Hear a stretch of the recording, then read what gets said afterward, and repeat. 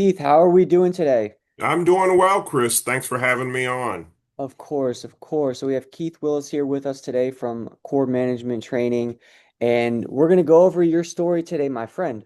So let's talk a little bit about, what got you into sales training, right? I mean, and I saw that you're in the medical field as well, and that's kind of where you got your initial um, experiences. So tell me a little bit about where you're from, what you're doing at Core Management Training, and kind of how you made the lay of the land at this point in time.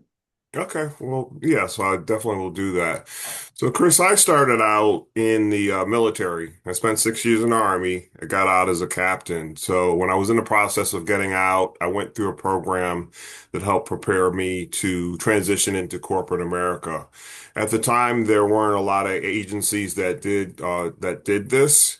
But the program, I went to a conference, I did probably 8 or 9 interviews, and that's how I ended up in pharmaceuticals. So Mhm. worked for one of the large pharmaceutical companies for a couple of years in Albuquerque, New Mexico, literally moved from west to east, was a sales representative, did some sales training, was a district sales manager for several years, and then went into another role within sales training, and that's generally how I got into sales training. So I did a variety of roles in sales training, and then eventually my position was eliminated, and I made the decision that I was going to go out on my own. I always had an entrepreneurial spirit to some degree. I remember when I was in the Army that so I was a maintenance officer, so we fixed equipment. And I had a maintenance support team that would go out to customers and do inspections and make sure that their equipment was ready to go. And then we would fix any problems before those vehicles came to us. That was something that was a little different. And then that continued on when I was in corporate. I'd always done some coaching on the side, some real estate, some Amway. I don't know if you remember they used the Sprint cards.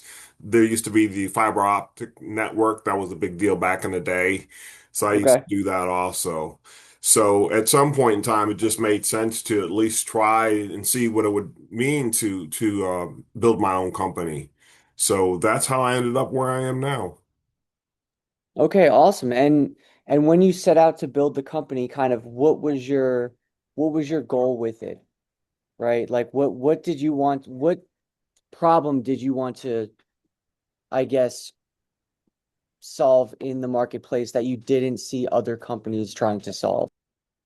Yeah, so I would say when you're building it, and I can't speak for everybody, but I know when I was thinking about building a company, it wasn't necessarily what other people were doing or not doing. It's more about have an itch, and I felt that I could do a better job or provide more impact in the world, so to speak, to be able to help managers be able to basically lead their people more effectively. So that was really what my goal was. Initially, when I started, I was more focused on the coaching aspects, and over time made the decision that I wanted to focus more on doing more workshops, working with organizations around strategy and those things. And over time, what happens, the marketplace will kind of tell you what they need and what they want.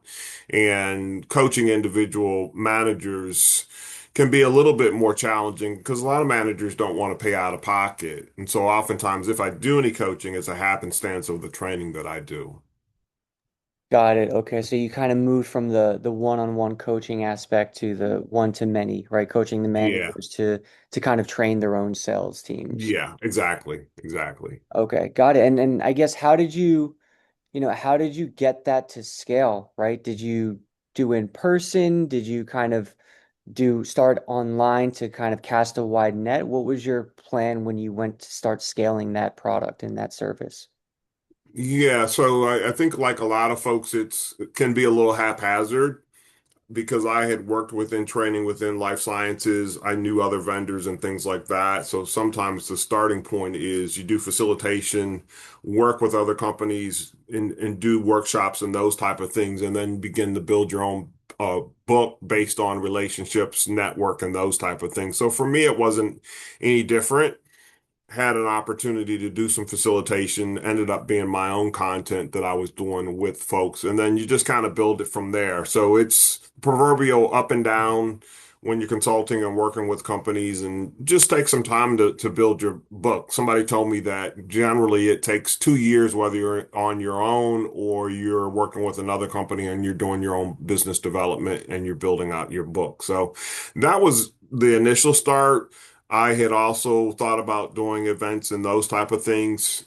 COVID came along, so I ended up doing quite a bit of work with another agency that had some virtual engagement set up. And it was ironic because I made more money doing it virtually than I would have done live. Because if we had done it live, it would have been a 2-day session. We ended up doing it over the course of about 6 weeks. And it was a kind of a worldwide thing. So there were facilitators from most of the facilitators were in Europe. There were one or two of us in the United States, and then the company was based here in the US, East and West Coast. So that was a great opportunity, and a lot more folks were doing more virtual. And I think that movement was slowly going even before COVID because a lot of business development was being done by Zoom, not necessarily being done live, and that's continued. But I think, a lot of companies have gone back to in person or in some cases combination. So even now, there are some virtual, in some cases, what we'll call a blended solution where you may do a webinar or something like that up front, and then you bring people in live. And then sometimes on the back end, there might be some coaching associated with that. Got it. Yeah, and that's funny. COVID really exposed a lot of companies, right? And a lot of people. On one hand, people that weren't kind of, you know, they weren't taking advantage of the online marketplace and things like that. It hurt them. They went out of business, right? A lot of companies went out of business during COVID. But on the other hand, like you said, they made, twice as much money or 10 times more money during COVID because they didn't know that they could attract people from across the country or even across the globe because they were, used to doing things mostly in person. Maybe they tinkered with the online, but when you're forced to go online, you're casting a very wide net. So if you already have that foundation, there's really kind of a catalyst for you to thrive there. Yeah, it's interesting because pharma has always been primarily in person. And there are some roles where the calls are virtual, but generally for a sales rep goes in to see a physician. The challenge was during COVID, a lot of physicians were busy with, COVID patients and those type of things. So pharma really adjusted. Now, even when you look at data in the United States, most companies have gone back to in person. And the reality of it is a lot of physicians still want to see the reps in person, even though time is a challenge with all the things that physicians have to do. So it's kind of a mixed bag, but a lot of companies have stepped back from doing virtual. When you get into some of your account executives, your medical roles, some of those calls are still done virtually. So even from a marketplace standpoint, the answer is kind of a depends.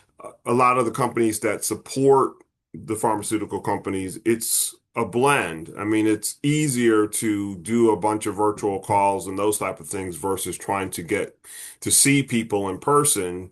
You almost have to get everything scheduled at one time if you're going to be out, for example, on the West Coast. And that can be challenging because the tempo with technology and those type of things, people are busy. It's hard to catch up with people and with all the technology and filters and those type of things. And you just have a lot more people in the marketplace. So one of the responses to COVID, you had a lot of people that decided, hey, I'm not going to do what I've been doing. I'm going to put my own shingle up and see if I can do this. So there can be a deluge of input from a lot of people within whatever industry. And then I think the other part of this is that it's industry specific.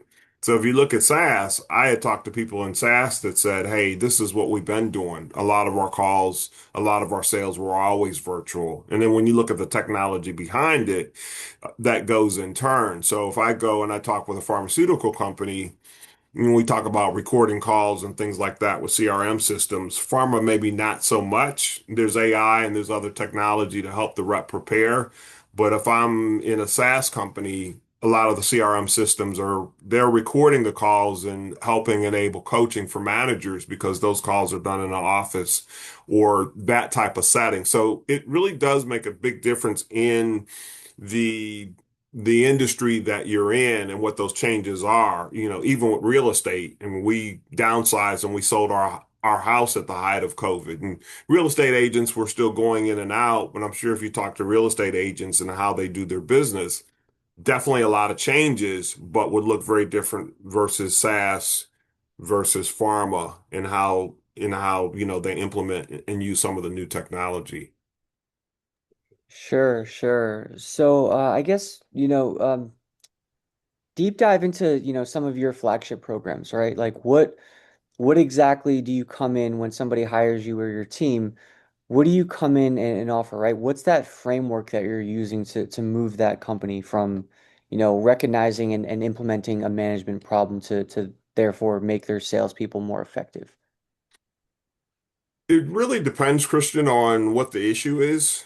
So ultimately, it goes back to the process itself. Somebody says they have a need, do a needs analysis and then figure out what that need is and then build out what that proposal is going to be. So I have a bunch of different types of courses and things that I can offer, but ultimately it comes down to what is it that you need help with. The things I hear a lot about will be leadership, coaching, and feedback. Accountability is a piece that I add on. A lot of managers are good with, providing feedback or coaching, but not so much with the accountability and follow up. And so that's one of the things that I offered. I built a workshop around there was this, I don't know if you've seen this Netflix program called 14 Peaks. I have not. Yeah, so the 14 Peaks is this guy climbs the 14 highest peaks in the world. And at the time, he's trying to set a world record. I think he's trying to do it under 9 months or something like that. And so the documentary on Netflix is all about that. And so there's one part where they climb the second highest peak in the world. And there's a lot of danger. Most of the other teams that have come in have made the decision that they're not going to be able to climb this peak. In fact, no one thinks it's going to be able to be done. And he's kind of like, look, we we need to be able to go through and climb this mountain because we have this timeline to meet. And he does it. And what happens is, I think he says there are 20 other teams that follow him. And so the question gets to be, well, why did everybody follow him? What is it that he does or that he did that other people didn't do? And so I revolved the workshop around that and get into the needs of follower based on Gallup data and information, pull in some Simon Sinek information, leaders eat last, things like that, the infinite game, and then have a conversation about, as a leader, are you worthy to be followed? So part of accountability is that when you have conversations with people, if people trust you, they're more willing to do what you ask, or when you're holding them accountable, because there's that level of trust. If they don't see you as a viable leader, it's going to make it harder for you to be able to hold them accountable. So it's a combination of accountability and leadership and some self-reflection to see where you are as a leader. And that workshop will tie that into a follow-up accountability workshop where the focus is on, basically accountability session. The farmer generally hasn't done where it's 30 to 60-minute call where you go through some of the KPIs, see where people are with their accounts and those type of things, and basically holding them accountable. So whether your top representative or your rep that's in the middle or even in the bottom, you have a better sense of what's going on and keeping them on task. So that's a series of workshops that I'll do. I usually find that that's what a lot of people are asking for. The other piece that comes up a lot or recently has been a lot of change management. I don't remember if it's a McKinsey information, but 70% of transformations fail. And I don't think that's just a pharma thing. I think that's everywhere. Yeah, And I've definitely heard that before. I've heard yeah. that statistic.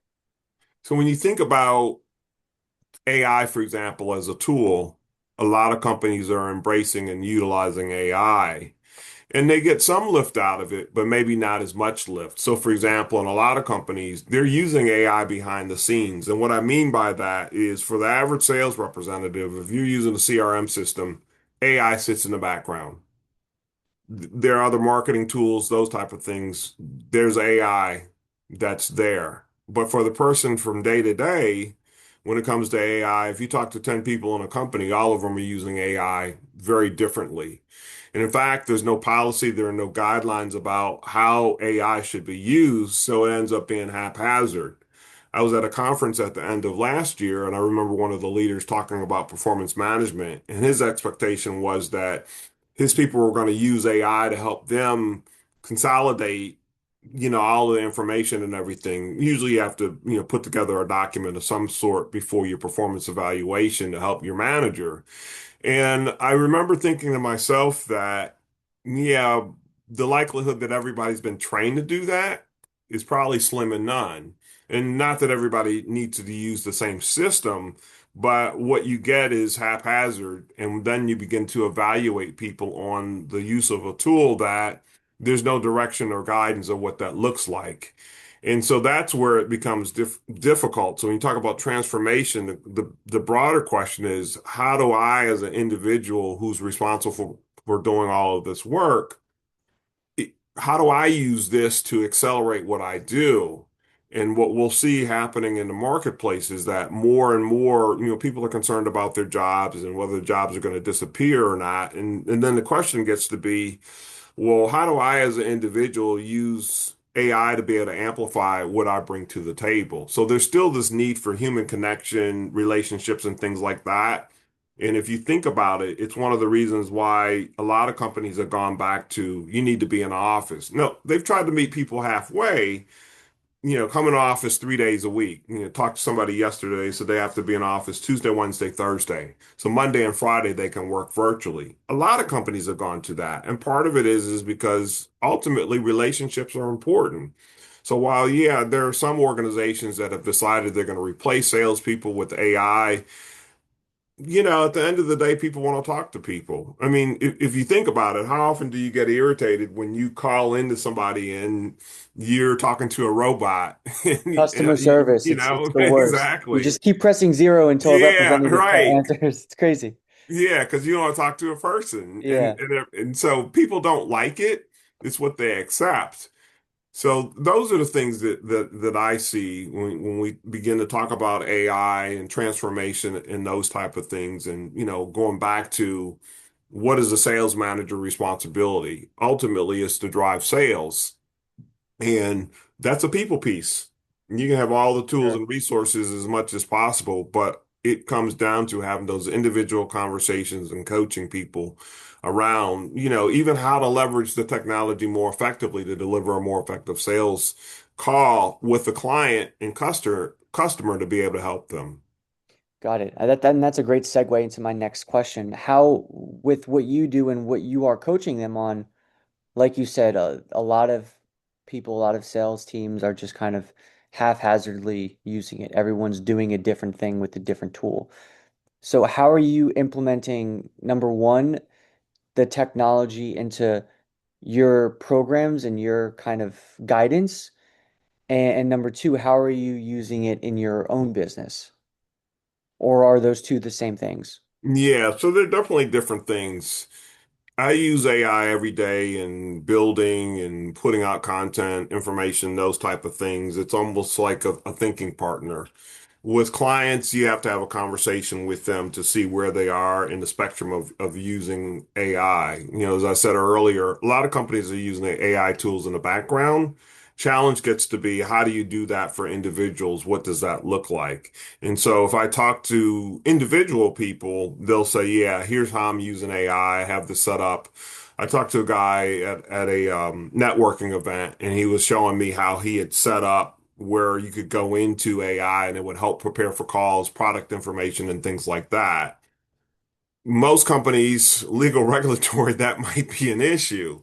And so you have to, be really careful in having those conversations. If I'm putting together a case study, I'm using AI to put together the case study. And if I need to come up with an answer, I might drop that into AI to see if I missed anything, and then use that case study from a training perspective. So as we move forward, we'll see where we land, because there are definitely some things that people can be doing with AI. just have to find out where companies are from an appetite standpoint with that. Because interesting enough, having a lot of these conversations, AI does not come up as a tool that companies are using. Using it for email, using it for standard communications. People are using it in the background, but to say that there's a concerted effort that a company is doing X and that there's a methodology around it, just not happening. And that's maybe that's a pharma thing. I don't know what you've heard for other industries, but that's just what my observations have been. Yeah, no, that is definitely a common trend. It's kind of like the Wild West, Yeah, right? yeah, Everybody's there's no centralized database or centralized use of the system, right? Everyone's just kind of doing their own thing, whatever that thing may be. So you're completely correct to that point. It's not like, this company uses AI to do X or yeah, to integrate X or to help with yeah, X. It's just like each individual person's like, oh yeah, this, and this. Oh yeah, this, and this. And they're all different AI systems. So they don't talk to each other too, which is kind of not necessarily a problem, but not really a benefit to the collective company or the collective team, yeah, right? Because you exactly. can't pick up those patterns and those recognitions that AI is so good at doing, right? Yeah. So yeah, what you're saying is definitely general across all the different industries I've spoken to so far. Yeah. And one interesting thing, I was having a conversation with a company and they were going to be using AI to help with pre-con planning. And so the thought process was that AI was going to replace the pre-call planning process. And a lot of people have this feeling that AI is going to replace people. And it's for you to leverage the tool, human needs to be at the center of it to be more human because there are just some things that AI can't do. And ultimately, the rep is going to be the one that has to go in and do the presentation. So they still have to make some decisions and they still have to be involved in that process. So in my mind, I felt like it was a possible miss because you're going to ask AI to replace people to do something that a person should be intimately involved with. And in my mind, it should be more of how do I get you as an individual salesperson to leverage that technology and the pattern recognition of what AI is telling me to set up to be able to do the effective call. Because AI might say, do this, do this, do this. But you're the one that knows the physician, you know their social style, you know how they're responsive, you know how they kind of operate, and you have to massage the content and information. It's kind of when you ask, for example, AI to write an email, if you lift it, I always joke and say AI loves a lot of additional adverbs. It likes the M dash.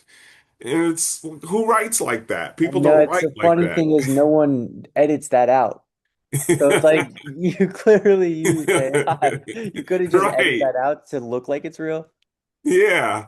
And so imagine if you're sending out notes and communications, the representative that has massaged that and sounds more like a person, more likely going to get some, the thought process. And it's almost somebody's going to think, wow, that was a really good note. And then they may realize maybe there's some AI behind it, but it won't be obvious. And they'll say, somebody put some effort into writing that. Let me give them some time. So those are the differences in being more human, what I mean by being more human and how to leverage that AI and using it as a tool and not looking at AI to replace what you're doing. Sure, yeah. I mean, AI is what I say is it's a trust but verify Yes. benefit, right? At least now Yeah. it is. Maybe at some point it Yeah. won't be. It should always be, right? Hopefully. Yeah. But it's a Well, I good mean, baseline. yeah, I mean, I was talking to my daughter last night and she made a comment about that a lot of times AI will give you, well, she called it just kind of garbage. And my thought process is garbage in, garbage out. And part of it is that a lot of times AI agrees with everything that you say. You have to tell it how you want it to show up. So if it agrees with Sure. everything that you say, I mean, I'm wrong a lot.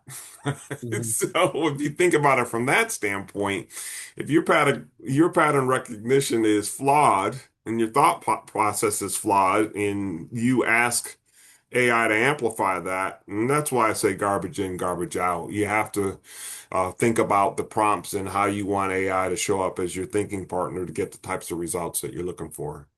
Sure. Yeah, that's totally correct. And I guess to that, to the AI point, technology kind of for your company, what's the path forward, right? How are you leveraging this as an asset over the next 6 to 12 months?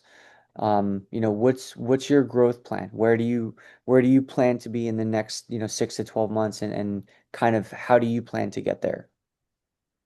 Yeah, that's kind of a loaded question. First of all, I'm in the process of writing a book called Never Look for a Job Again. I want to do some keynotes in 2026 and then build out a course. So that's one piece. I want to be able to do more open enrollment where get a group of managers together, primarily within pharma. I may do across industries and, basically just, reach out to people and say, hey, I'm running a class, a 1 day class or whatever to kind of bring people into the fold. Continue to build on authority and just continue to, work with clients and things like that. Utilize the technology to help me be more effective and build out more of that type of content. And, I guess in a sense, do more with less or less is more. So maybe not necessarily do as much facilitation, but being able to build out and do broader and larger programs. Sure, sure. Yeah, that's really cool. Tell us a little bit more about that book, Never Get a Job Again. That's interesting.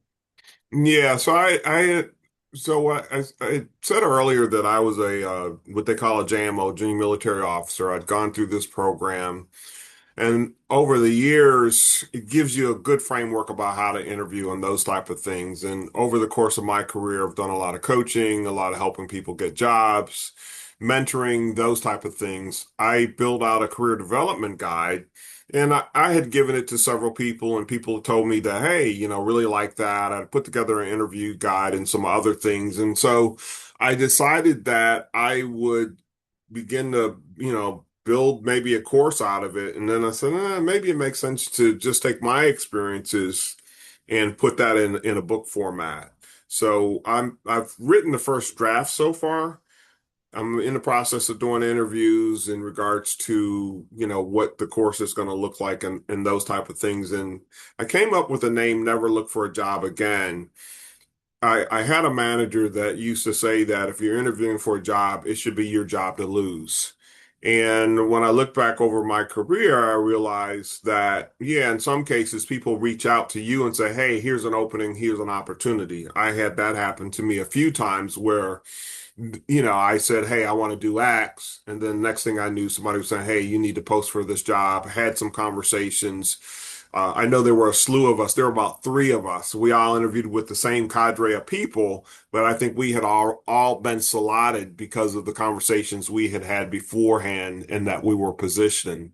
So being able to take all of those lessons, and as I go through my career, when I got laid off, there's ageism. And so all of a sudden you're an entrepreneur. So what does that look like? So the book I will cover kind of the life cycle of somebody's career and just things for people to think about.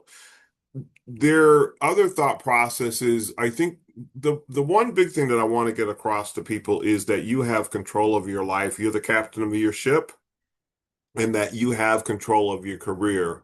People are going to tell you things. They're going to tell you that you can't get this position, you can't do that, you can't do this. You have to be the one that makes that decision. And there's a little bit of trial and error. You have to build relationships, you have to do some networking. You can't just sit back and let things come to you. You have to put in the work and effort. I talked to somebody earlier this week. I think I spoke to them about 8 months ago. They were looking for a job. They were struggling and they landed the job. And part of the conversation was they said, hey, I doubled down on my network and that led to this opportunity. He said, in fact, I had three offers. Somebody else I was working with, I mentored for over the course of a year, and they were doing pretty well in their career, but they were not satisfied. And after our work together, and they did a lot of other stuff also, but they were able to double their salary.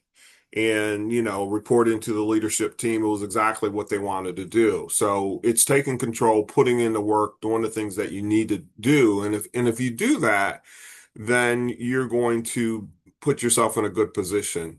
So that's really the message of the book, is a combination of my experiences and other people's experiences, and help people understand you're in the driver's seat. There's tons of opportunities out here. If you sit and listen to the news every day, it'll have you believe that nothing good's going to happen. But the reality of it is that there are millionaires made every day, and there are opportunities that are out there for people all the time. And in spite of technology, you can either leverage the technology, or you can believe the technology is going to take your job away.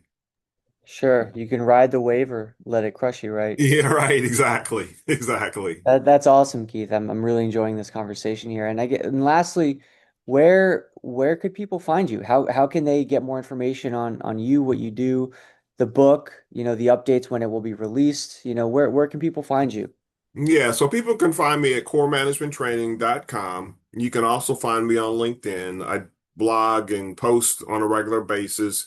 And I also have a landing page called Never Look for a Job Again. So those are all the places that people can find me. Awesome, awesome. Well, that's all the questions I have for you today. Is there anything else you want to leave the audience with before we get off this call? Chris, really thank you for having me on the call.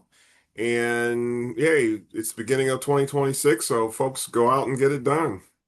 Yes, sir. Yes, sir. Well, it's great having you here. And we will talk soon.